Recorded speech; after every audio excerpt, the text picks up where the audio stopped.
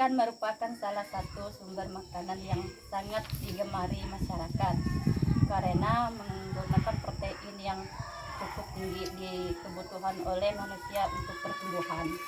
Ikan merupakan bahan makanan yang banyak mengandung protein dan dikonsumsi oleh manusia sejak beberapa abad yang lalu.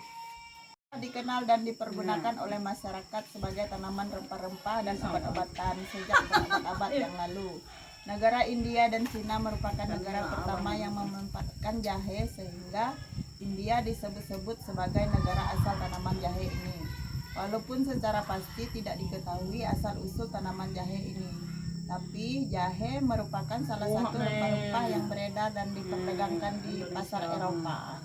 Tolong sayur dan buah meltiguna dan multifungsi yang dapat dibudidayakan di lahan dataran rendah ataupun di lahan dataran tinggi.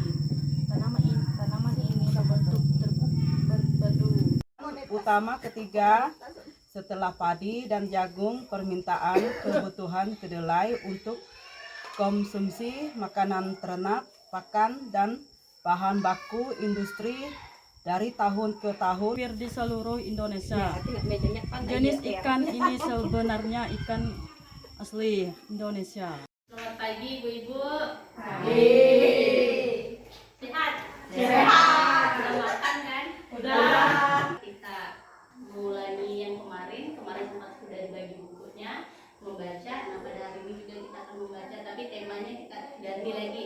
Kalau yang kemarin terkait dengan jenis usaha, kalau yang hari ini kita akan membaca legenda. Nah, kenapa saya bawa buku legenda biar lebih menarik sih. Biasanya kalau kita kalau hanya membaca buku-buku begini kan kayaknya agak ini ya, agak rempong atau agak kurang minat lah. Tapi kalau baca legenda kayaknya ibu-ibu lebih minat, ada gambarnya. Nah, pada hari ini saya akan bagi satu orang, tapi ada 3 orang beda judul, punya satu judul, yang 4 orang ada satu judul juga. Kemudian untuk pertemuan berikutnya kita akan bekerja kelompok. Nah, pada hari ini hanya untuk baca-baca dulu. Setelah baca-baca nanti kita pahami dulu isinya. Yang kemarin saya bilang kita akan menceritakan kembali itu besok. Jadi hari ini kita bacalah dulu dongeng ya. Alkisah zaman dahulu kala, di negeri antah berantah, terdapatlah sebuah kampung yang terkenal dengan keasliannya. Kampung tersebut dibelah sebagai kecil yang maha jernih, dilindungi perpohonan rimbun dan sejuk. Warganya cukup ramai, sehari-hari pergi berladang. Kehidupan di sana sangat damai dan tentram. Setiap pagi dan jelang senja, hewan-hewan ternak terseriun mengasih makan kepada tuan-tuannya. Kurang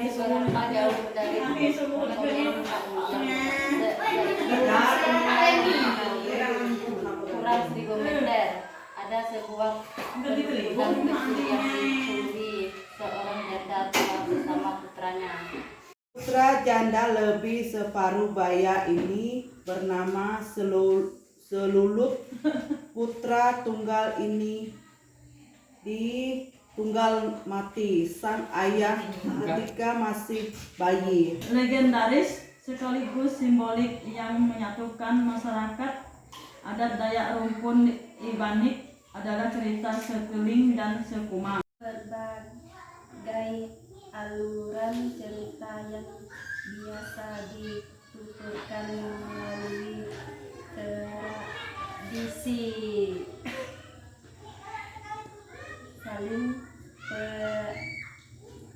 perhatikan. Jika anakku laki-laki dan anakmu perempuan, maka anak kita harus kita jodohkan demi menjaga kekerabatan dalam keturunan kita kelak.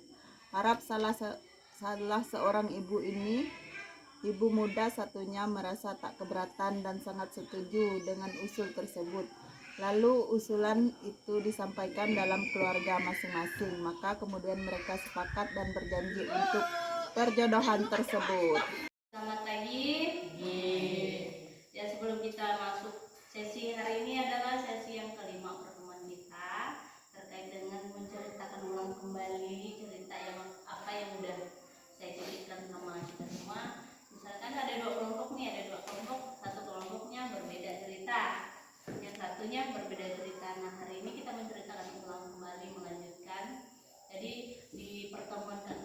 besok itu kita coba merumuskan masalah-masalah yang terjadi di dalam cerita kita. Gitu. Jadi hari ini kita coba menceritakan kembali. Pada suatu hari, si Beluluk menunjukkan ke perkampungan untuk mencarikan seorang gadis untuk dijadikan istrinya. Lalu ia pergi ke kampung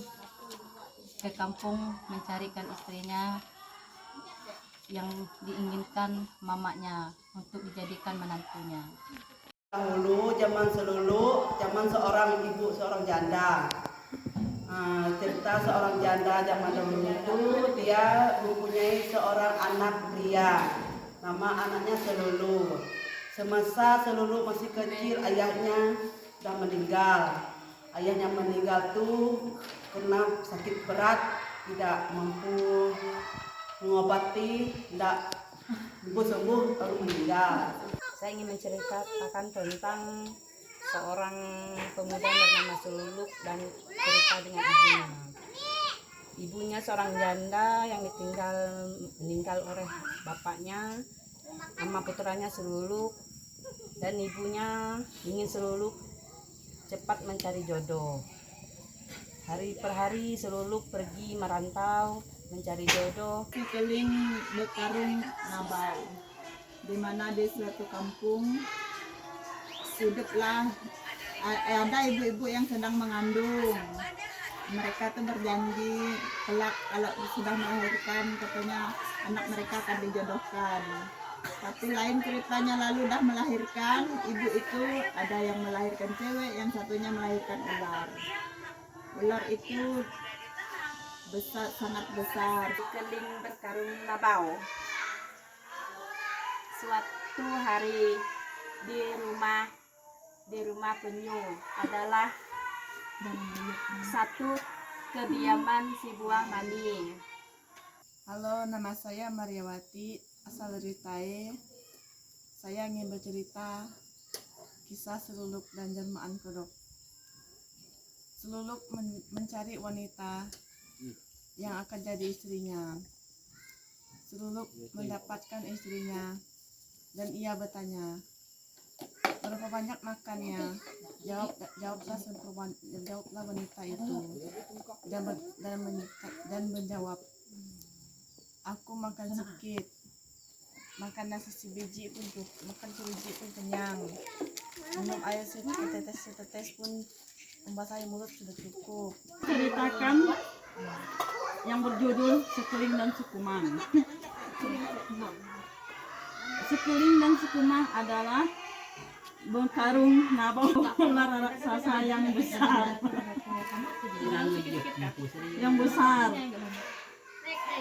Warnanya yang bercahaya, bisa sampai ke langit.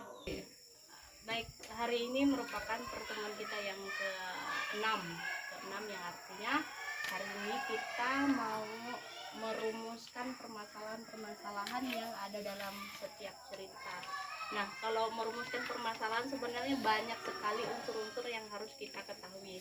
Tapi kali ini karena kita hanya sebagai warga belajar, jadi hanya berpatokan sama 5W1H. Kalau dalam bahasa Inggrisnya itu agak susah sih kita sebutkan soalnya pakai bahasa Inggris. Tapi kalau dalam bahasa Indonesia itu adalah apa sih yang terjadi di dalam cerita yang masing-masing kita baca. Yang kedua, di mana kejadiannya perlu kita ungkapkan, di mana kejadian-kejadian itu, lalu kapan terjadinya. Kalau misalnya tidak ada penunjukan waktu, berarti kira-kira di masa lalu gitu, atau beberapa hari sebelumnya atau beberapa hari kemudian itu kejadian yang menunjukkan kapan terjadinya. Lalu yang keempat, siapa yang terlibat. Kan kalau dalam cerita si Jelmaan Kodok ini tidak hanya kodok sama si Seluluk, tapi ada ibunya dan ada masyarakat lain gitu, ada perempuan lain.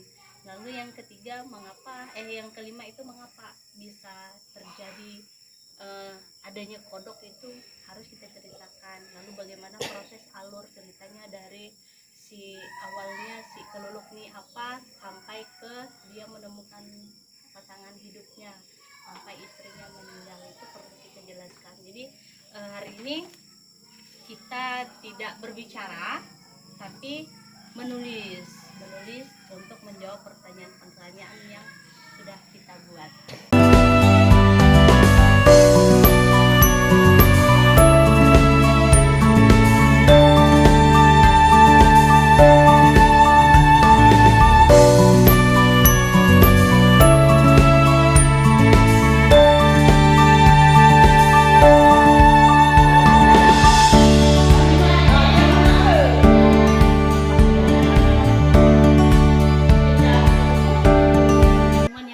Yang artinya kita akan membaca hasil dari PR yang dikasih kemarin, perumusan masalah.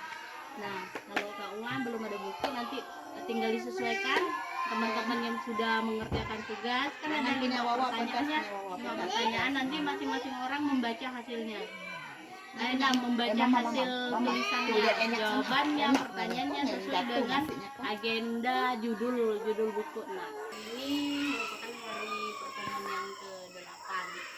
Kalau di rencana pembelajaran kita, hari pertemuan yang ke-8 itu kita akan mempresentasikan tulisan PR kemarin.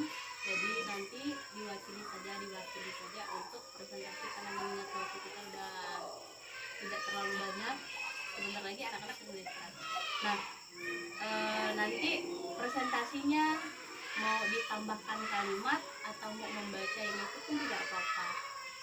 Kan 2 kelompok, 1 kelompok dari perwakilan yang ini, 1 kelompok dari perwakilan yang ini. Jadi hanya membaca saja.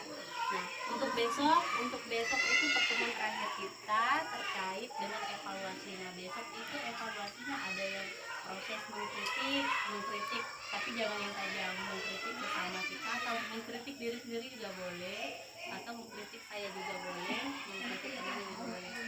Terkait prosesnya juga boleh dikritik, tapi yang namanya mengkritik harus ada saran. Jadi kalau hanya mengkritik kok tidak bisa, itu gosip namanya. Jadi tapi kalau mengkritik dengan adanya saran yang baik, itu namanya kritikan dan saran yang tepat. Jadi besok proses terakhir kita, mungkin besok itu kita akan ada evaluasi kecil. Baiklah, saya mewakili kelompok yang berjudul Seluluk dan Jelmaan Kodok. Berikut pertanyaannya. Apa yang menjadi permasalahan inti dari cerita? Jawabannya, ibu Seluluk membunuh istri Seluluk dengan sembilu karena ibunya tidak suka dan merasa diinjak-injak. Dan akhirnya istri Seluluk menjadi jelmaan kodok. Pertanyaan yang kedua, di mana kejadian cerita itu? Sekolah dulu lah deh. Di desa Seberuang, di Kampung Baru, Dusun Tapang, Sambas, Desa Tapang, Semada, Sekadau. Pertanyaan yang ketiga, kapan terjadi peristiwa itu? Beberapa waktu yang lalu. Yang keempat, siapa yang terlibat dalam cerita? Seluluk, ibunya, gadis yang ditemui Seluluk, dan istri Seluluk. Yang kelima, mengapa hal itu terjadi? Karena hubungan Seluluk dengan istrinya tidak direstui ibunya. Pertanyaan yang keenam, bagaimana alur cerita kejadian itu? Seluluk menikahi wanita tua namun tidak disukai ibunya. Kemudian ibunya membunuh istri Seluluk dan istri Seluluk menjelma menjadi kodok. Demikian dan terima kasih. Nah, ibu-ibu, menurut cerita yang sudah dibaca itu, apa sebenarnya makna atau pesan yang tersirat dalam cerita? Silakan. Pesan yang tersirat dalam cerita berikut menyampaikan agar seandainya kita mendapatkan informasi baik dari luar atau dari mana, informasi tersebut jangan langsung kita ibaratnya tidak dipikirkan dulu, harus disampaikan ke orang yang lain, harus disaring ibaratnya harus kita tuh memikirkan apa benar enggak itu perkataan orang tersebut agar tidak salah ngomong yang lain ke orang yang lain juga. Nah, Terima kasih. Oke, hari ini pertemuan kita yang terakhir ya, yang ke-9, artinya besok-besok sudah off dulu kita. Jadi sementara hari ini kita mengevaluasi diri kita, mengevaluasi proses pembelajaran kita, termasuk mengevaluasi metode media-media yang kita gunakan untuk proses belajar. Nah, di sini evaluasi kita yaitu ngisi soal-soal. Soal-soal ini soal ini kita tidak mikir yang berat, tinggal kita lingkari saja, kecuali yang titik-titik ini misalnya nomor 4 ya, jika kedepannya akan diadakan kembali program yang sama, apakah Anda bersedia mengikutinya dan alasannya apa? Kalau misalnya bersedia, alasannya apa? Tidak bersedia, alasannya apa? Yang khusus yang untuk titik-titik terus bisa ditulis tangan gitu lah. Tapi kalau yang tidak ada titik-titik enggak apa-apa, di kolom-kolom bisa lebih dari satu pilihan ya. Oke, jadi saya bagi ya, satu orang satu.